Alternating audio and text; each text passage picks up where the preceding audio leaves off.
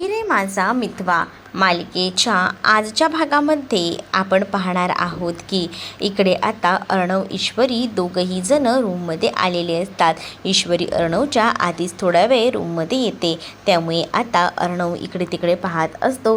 तेच आता अर्णव ना ईश्वरीला शोधत असतो. तेव्हाच ईश्वरी अर्णवला सांगते की मी आहे, नका काळजी करू, आणि असं बोलून आता अर्णवला तिथेच बाथरूममध्ये असल्याचं सांगते. आता अर्णव इथे एकटाच उभा असतो. त्याला ऑलरेडी गरम झालेलं असतं आणि त्याचसोबत तो काही हॉटेलमधल्या गोष्टी ठीक आहेत का नाही हे सगळं पडताळून पाहत असतो. त्यातच आली एसी बघतो तो चालू करून. एसी चालू होते, पण नंतर तिथे आता जे काही ब्लँकेट्स वगैरे ठेवलेले असतात त्यालासुद्धा स्मेल कसा येतोय काय याचंसुद्धा तो निरीक्षण करत असतो. कारण जोपर्यंत ही ईश्वरी नाही आहे तोपर्यंत ह्या सगळ्या गोष्टी तो परफेक्ट आहेत का हे बघत असतो. तेवढ्यातच ईश्वरी तिथे येते. ईश्वरी तिथे आल्यावर अर्णवकडे बघत असते. अर्णवला म्हणत असते की काय झालं अर्णव सर. तेव्हाच अर्णव म्हणत असतो की कुठे काय. तेव्हाच आता अर्णवला ईश्वरी म्हणत असते की मला खूपच जास्त थंडी वाजते. मग काय, आता खूप बरं पण वाटते. काय सांगू तुम्हाला, वॉशरूमला गेल्यानंतर जरा हलकं हलकं वाटते. खरं तर आता थोडं रिलॅक्स वाटते. तुम्ही तर आधी नाही बोलत होतात, पण बघितलं हेच हॉटेल आपल्यासाठी परफेक्ट होतं. मग तुम्हाला आवडलं नाही हॉटेल, असंही आता बोललं जात असतं. तेच आता ईश्वरीला अर्णव काहीच बोलत नाही. कारण तर हे हॉटेल आवडलं म्हणूनच तर आपण इथपर्यंत आलो, असंही आता म्हटलं जातं. तेच आता दुसरीकडे पाहायला मिळत असतं की ईश्वरीची साडी पूर्णपणे ओली असल्यामुळे ईश्वरीला आता काय करावं आणि काय नाही सुचत नसतं. पूर्णपणे ओली चिंब असते ती, आणि त्यातच तिला खूप जास्त थंडी वाजत असते. त्यावर आता ती अर्णवला म्हणत असते की अर्णव सर खूप जास्त थंडी वाजते, ऐका अर्णव सर थंडी वाजते. आणि इकडे तिकडे ती बघू लागते. तिथे असणारी उशीसुद्धा ती आपल्या अंगावर घेते. तिची साडी भिजली असल्यामुळे तिला ही थंडी खूप जास्त वाजत होती. अर्णवला आता ती बोलत असते की अर्णव सर तुमचं काही लक्ष आहे की नाही. तेच अर्णवचं लक्ष असतं. ईश्वरी आता जोरजोरात शिंकत असते. ईश्वरी जेव्हा जोरजोरात शिंकू लागते तेव्हा मात्र आता अर्णव तिला म्हणत असतो की मिस इंदौर थांब. मग ईश्वरी म्हणत असते की आत्ता मला कळलं एवढी थंडी मला का वाजते. त्यावर अर्णव तिला म्हणतो की काय झालंय. तेव्हाच ईश्वरी म्हणत असते की तुम्ही फॅन चालू केलाय, एसी चालू केली, पहिल्यांदा ते बंद करा. मला केवढी थंडी वाजते, बाहेर एवढा पाऊस पडतोय आणि तुमचं काय हो, असंही आता ईश्वरी ओरडूनच बोलत असते. ईश्वरी जेव्हा या सगळ्या काही गोष्टी बोलते तेव्हा अर्णव एसी बंद करायला जात असतो, पण एसीसुद्धा आता बंद होत नसतो. त्यामुळे आता अर्णव ईश्वरीला म्हणतो की अगं 2 मिनटं थांब करतोय मग तेव्हाच ईश्वरी म्हणत असते की बाहेर एवढा पाऊस पडतोय, एवढी थंडी वाजते आणि तुम्हाला एसी ऑन करायचं सुचतंय का. काय यार अर्णव सर तुम्ही पण, असं बोलून ईश्वरी अर्णववर ओरडत असते. तेच आता अर्णवने तिथे असणारं ब्लँकेट ईश्वरीच्या अंगावर दिलेलं असतं, जेणेकरून ईश्वरीला थोडं का होईना रिलॅक्स वाटायला हवं. आता ईश्वरीच्या अंगावर ते ब्लँकेट दिल्यानंतरही ईश्वरीची थंडी काही केल्या थांबत नसते. ईश्वरीची थंडी थांबत नसते त्यामुळेच आता अजूनच टेन्शन येतं. इकडे आता जी वल्लरी आहे आणि उदयकांत हे दोघंही जण पोचलेले असतात. मग आता उदयकांत हा वल्लरीला म्हणत असतो की काय करायचं, मला तर असं वाटतं की हा त्याच हॉटेलमध्ये गेलेला आहे. मग आता उदयकांतला वल्लरी म्हणत असते की त्याला असं सोडून चालणार नाही आहे. त्याचा काही झालं तरी आपल्याला पाठलाग तर करावाच लागणार आहे, कारण तो जर अर्णवला भेटला तर सगळंच संपलं. इकडे आता हॉटेलमध्ये जो व्यक्ती असतो तो मात्र आता रमाकांत यांना राहायला घर देत नसतो. रमाकांतच्या डोक्यातून येणारं रक्त आणि हे सगळं काही त्यांनी बघितलेलं असतं म्हणून. मग आता रमाकांतने शेवटी आपल्या गळ्यातली चेन काढूनच त्याच्या हातात दिलेली असते, जेणेकरून आता तो निदान राहायला रूम तरी देईल आणि ह्या लोकांपासून वाचता येईल यासाठी रमाकांत यांनी हे सगळं काही केलेलं होतं. त्याच वेळेला रमाकांतना तो रूम देतो आणि दुसऱ्या मजल्यावर जा, तिथेच रूम नंबर सांगतो आणि मग काय ते चावी वगैरे घेऊन लगेचच तिकडनं निघतात, कारण त्यांना आधी सेफ जागी राहणं महत्त्वाचं होतं. लगेच चावी घेऊन ते वरच्या दिशेला जातात. तेच आता दुसरीकडे उदयकांत आणि वल्लरीसुद्धा त्याच हॉटेलला आलेले असतात आणि उदयकांत वल्लरी तिथेच मुद्दामून येतात तेव्हा मात्र आता त्यांना रमाकांत कुठे आहे हे जाणून घ्यायचं असतं. रमाकांत मात्र आता त्यांची खूप जास्त धडपड होत असते. कसंबसं ते वरपर्यंत पोहोचतात, कारण आहे ना त्यांना आता रूममध्ये जाऊन एकदाच रिलॅक्स व्हायचं होतं. कारण याच हॉटेलमध्ये आता अर्णवसुद्धा राहत होता, पण ही लोकं आपला पाठलाग करतायत हे बरोबर रमाकांत यांना माहिती होतं. म्हणून रमाकांत हळूच का होईना वर आलेले होते. तेच आता उदयकांत आणि वल्लरी त्याच हॉटेलमध्ये येतात. लगेचच तिथे असलेल्या त्या मॅनेजरला उदयकांतना पिस्तूल दाखवू लागतो. आधी मोबाईलमधील फोटो दाखवतो आणि हा व्यक्ती इथेच आला आहे का बोल. मग आता काय चाललंय काय नक्की या हॉटेलमध्ये. एका मागोमाग एक जण येत आहेत. मग आता बऱ्या बोलाने बोलतोयस का, तुला ठोकू इथेच. मग आता त्याने पिस्तूल बाहेर काढलेली असते. उदयकांतने जशी पिस्तूल बाहेर काढतो ना उदयकांत, तसं आता इकडे वल्लरी त्याला ओरडते आणि वल्लरी म्हणत असते की उदयकांत तू काय करतोयस. अरे बऱ्या बोलाने सगळ्या काही गोष्टी काढून घेऊ शकतो आपण, फक्त विचार त्याला, तो सांगेल. मग आता जेव्हा उदयकांत त्याला विचारतो तेव्हा उदयकांतला तो काही गोष्टी सांगतो आणि तिकडनं ना लगेच पळ काढतो. जसं आता तो तिकडनं निघून जातो ना तो मॅनेजर, तसं आता वल्लरीला तेवढंच संधी हवी असते, कारण आता त्यांना रमाकांतचा शोध घ्यायचा असतो. उदयकांतच्या भीतीने आता तो माणूस तिकडनं पळ काढून निघून गेलेला असतो, कारण आता त्या माणसाला उदयकांतने पिस्तूल दाखवलेली असते आणि मग त्या माणसाला असं वाटतं की आपलं काही खरं नाही, त्यापेक्षा आता आपण इथून जायला हवं. आणि असा विचार करूनच ना तो लगेचच तिकडनं गायब होतो. वल्लरी जी आहे ती हळूहळू का होईना आता वर चढायचा प्रयत्न करत असते. तिला मनामधून कुठेतरी भीतीसुद्धा वाटत असते, कारण जर ती अशीच पुढे गेली तर, कारण ह्या हॉटेलमध्ये आता अर्णव आणि ईश्वरीसुद्धा राहत होते, त्यामुळे थोडीफार का होईना भीती तर वाटतच होती. म्हणूनच मग आता इकडे तिकडे ती बघतच वर जात होती. ते दुसरीकडे मात्र ईश्वरीला खूप जास्त थंडी वाजत होती. अर्णव तिला म्हणत असतो की आता काय करता येईल म्हणजे तुझी थंडी कमी होईल. त्यावर ईश्वरी अर्णवला म्हणत असते की मलासुद्धा ना काहीच कळत नाही आहे की काय करायचं ते. मग अर्णव तिला म्हणतो की थांब, तुझ्यासाठी ना गरम गरम पाणी मी देतो, म्हणजे तुला गरम पाणी पिल्यावर तरी निदान बरं वाटेल. मग आता अर्णव ईश्वरीला म्हणत असतो की ते ब्लँकेट ठेव बाजूला काढून, तुला थंडी वाजते तुझ्या साडीमुळे ना, थांब. अर्णव ईश्वरीला शांत बसवतो. अर्णवने ईश्वरीला शांत बसवल्याबरोबर ईश्वरी शांत बसलेली असते. अर्णव तिच्याकडे पाणी द्यायला जातो, म्हणजेच किटलीमध्ये गरम पाणी केलेलं होतं तेच पाणी आता तो तिला द्यायला म्हणून जातो. इकडे आता ईश्वरी ही खूपच जास्त एकदम थंडीमध्ये बसलेली असते. पुन्हा एकदा ते अंगावर ब्लँकेट घेते. अर्णवचं लक्ष जातं. अर्णव म्हणतो की हे काय. त्यावर ईश्वरी म्हणत असते मग काय करू मला सांगा ना, माझ्याकडे दुसरा पर्याय आहे का, थंडी वाजते. मग आता ईश्वरीला अर्णव गरम गरम पाणी आणून देतो आणि ईश्वरीला जेव्हा अर्णव गरम पाणी आणून देतो ना तेव्हा हळूच का होईना फूक मारून तो तिला पाणी भरवत असतो. आणि जेव्हा हे सगळं काही होत असतं ना तेव्हा मात्र आता ईश्वरीला खूपच बरं वाटत असतं की एवढी काळजी आपली घेतोय अर्णव, आणि त्यामुळेच ना ती खूपच जास्त खुश असते. तेच आता दुसरीकडे पाहायला मिळत असतं की अर्णव ईश्वरीला म्हणत असतो की हे सगळं ना तुझ्या आता साडीमुळे होतंय, म्हणजेच ना तू साडी नेसली आहेस ती ओली आहे ना, त्यामुळे तुला हा त्रास होतोय. पण नको काळजी करूस, मी ना एक काम करतो, इथे काही कपडे चेंजिंगला आहेत का ते बघतो. म्हणजे कपडे चेंजिंगला असतील का, हो आपण या हॉटेलमध्ये आलो आहे ना राहायला, हां त्या तर माणसाकडे, तुझ्या त्या भल्या माणसाकडे तर काहीतरी असेलच ना, बघूया एकदा विचारून काय आहे का.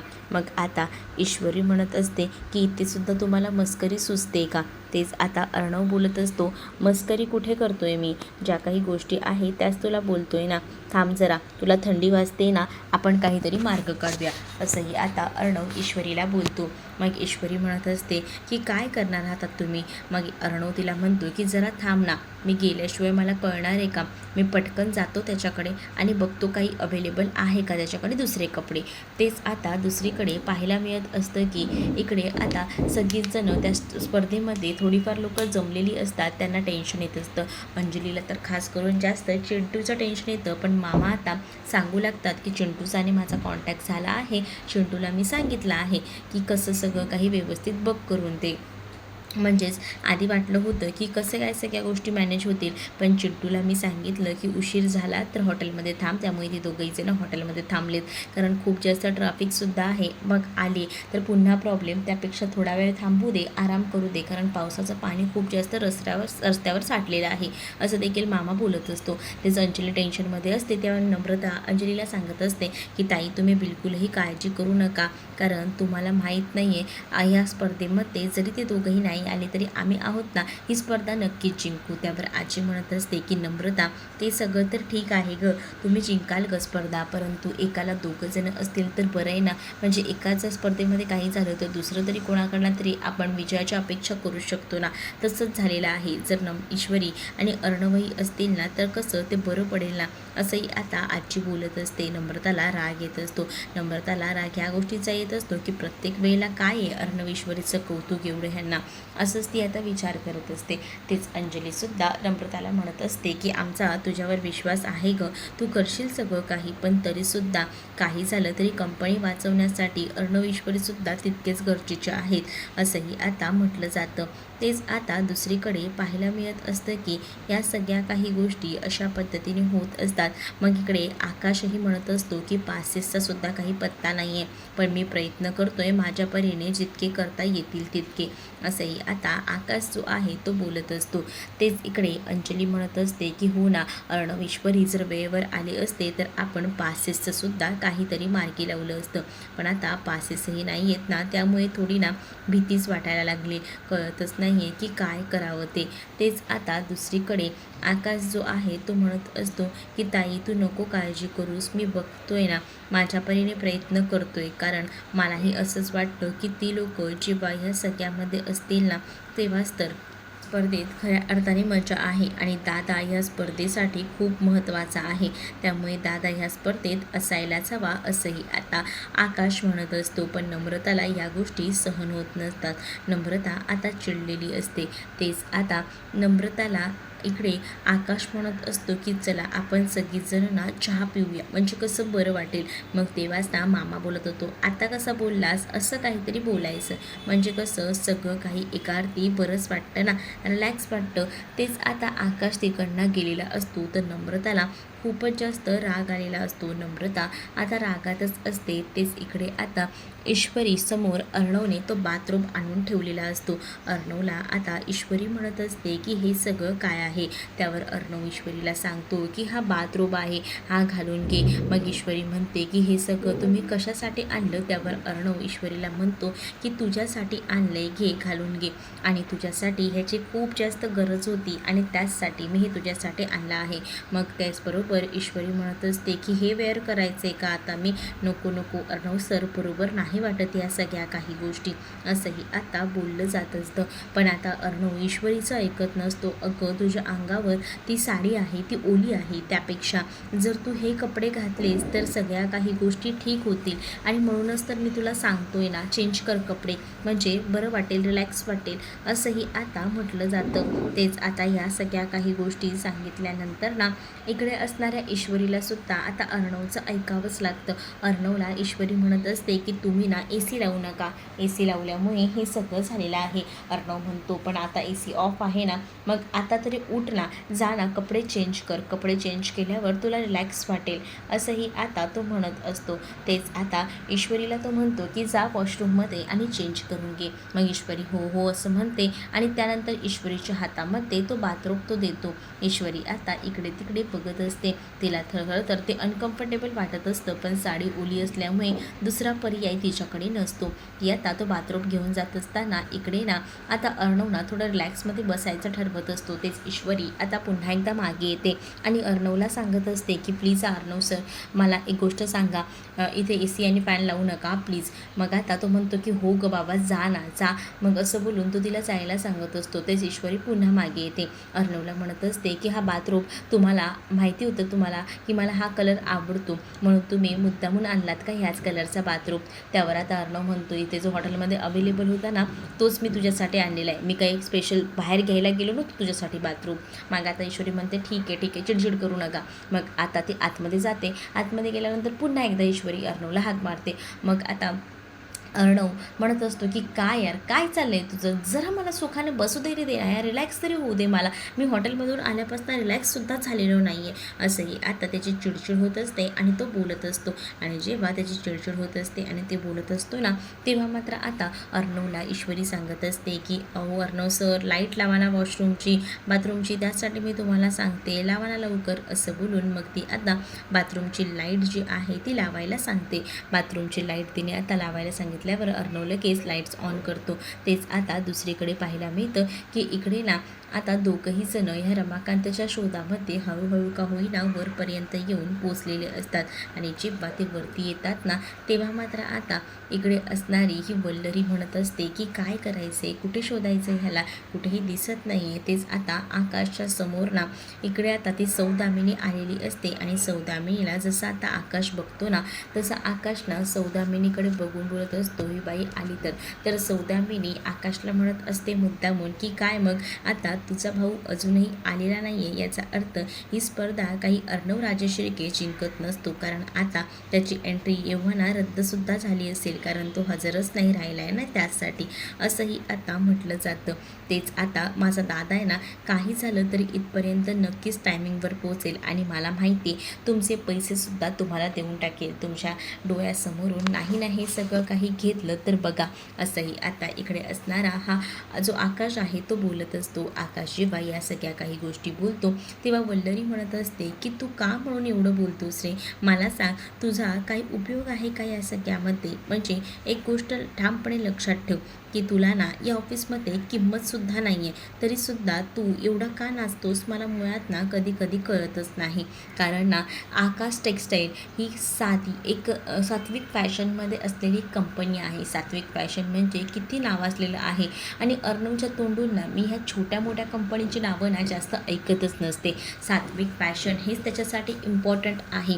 आणि त्या सात्विक फॅशनच्या अंडर या सगळ्या काहीच कंपन्या आहेत. आणि तू त्यामुळे मला सांगतोयस का, तर हे सगळं काही ना तू चुकतोयस. म्हणजे तुला मी सांगू का, या सगळ्यामध्ये तुझी हार आहे.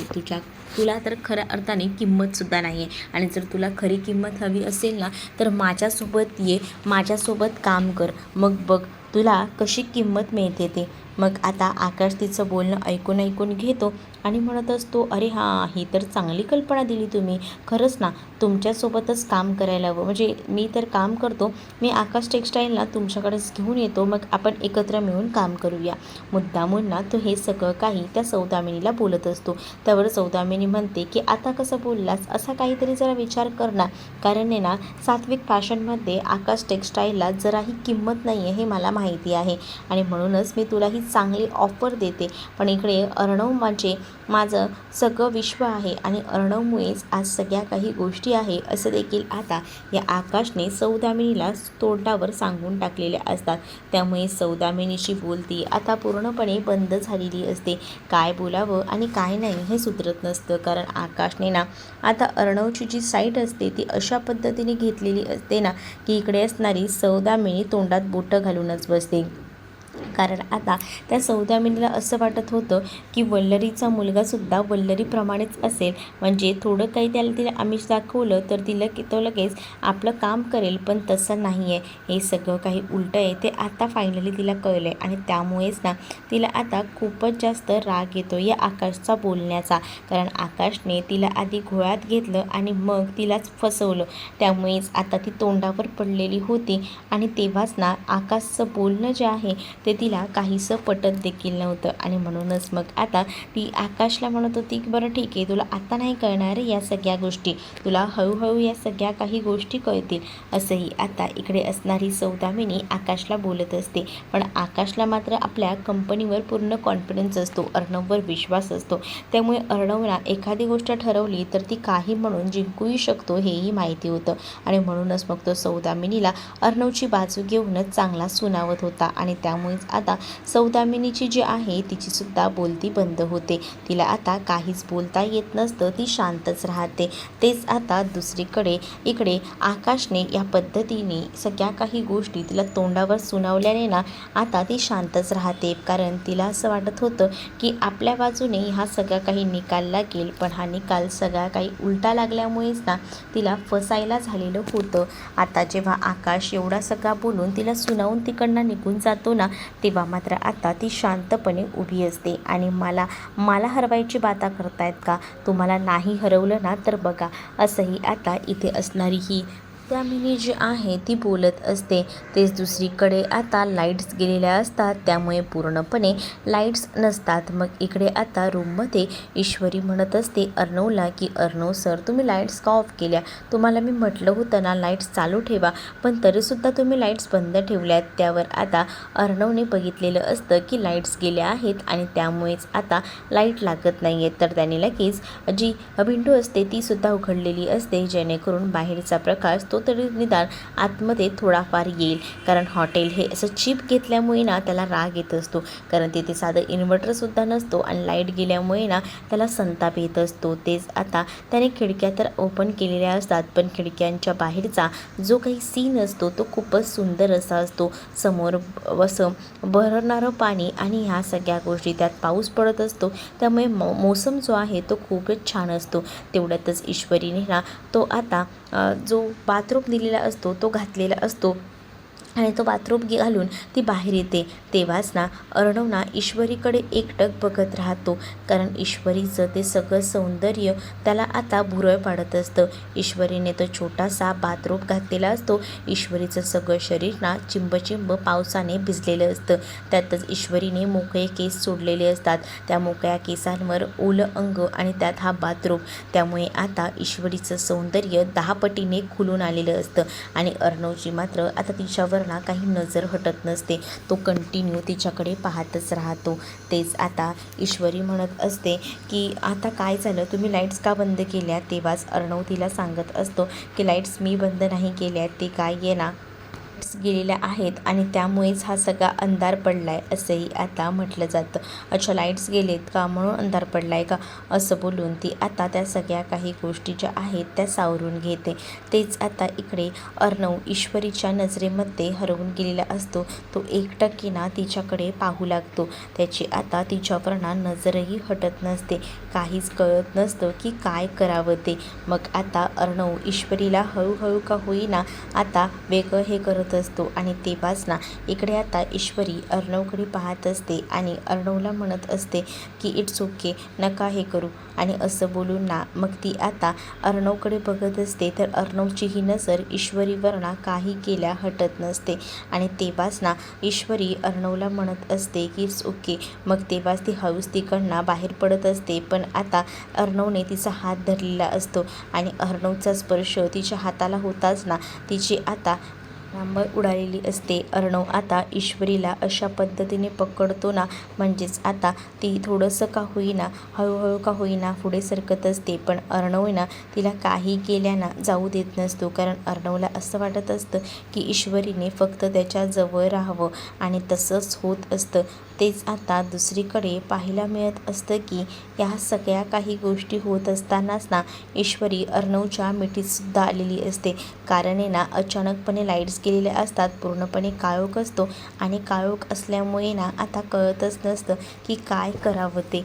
मग तेव्हाच काही जण असे एकमेकांकडे पाहत असतात ना, तेव्हा त्यांच्या बॅकग्राऊंडला मस्त असं तू ही रे माझा मितवाचं जे टायटल सॉन्ग आहे तेच लागलेलं असतं. आणि जेव्हा ते टायटल सॉन्ग लागलं जातं ना, तेव्हा मात्र आता ते दोघंही जण एकमेकांमध्ये बघत बसतात, हरवून जातात. तेव्हाच ना इकडे आता जे वल्लरी आणि त्याचसोबत हा उदयकांत जो आहे तो काही केल्या आता पटापट पुढे जात असतो. आणि पुढे जाऊन ना आता ती लोक बघत असतात की कुठे हा भेटतोय. कारण आहे ना त्यांना असं वाटत असतं की कुठेतरी असणार आहे, पण कुठे काय ते बघायचं असतं त्यांना. आणि त्याचसाठी त्यांची ना आता तारांबळ उडालेली असते. तेच आता दुसरीकडे पाहायला मिळत असतं की ज्याच्यामध्ये एकटक तो पाहत राहतो. ईश्वरीला वर खाली तो आता बघू लागतो, कारण ईश्वरी त्याच्यामध्ये ना खूपच सुंदर दिसत असते आणि ते ईश्वरीचं सौंदर्य बघून ना त्याला आता राहावत नसतं.